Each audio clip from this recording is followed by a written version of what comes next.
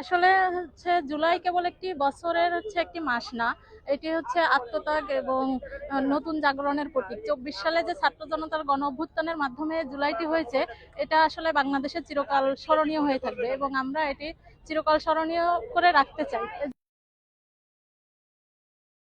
আপনারা যদি এই দেশের জনগণকে ধারণ করে থাকেন, আপনারা যদি দেশের জনগণকে লালন করে থাকেন, জুলাইকে লালন করে থাকেন, তাহলে জুলাইয়ের রক্তের উপর রচিত যে জুলাই সনদ, সেই জুলাই সনদকে আপনারা বাস্তবায়ন করবেন এবং বাংলাদেশে যেন নতুন করে কোনো তারেক রহমান কিংবা নাহিদ ইসলাম কিংবা শফিকুর রহমান যেন ফ্যাসিবাদী হয়ে না উঠতে পারে কিংবা ফ্যাসিস্ট না হয়ে উঠতে পারে, সেই পথকে আপনারা সুগম করবেন।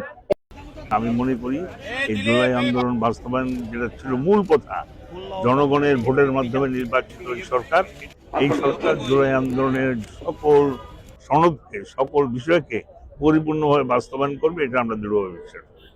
ধন্যবাদ।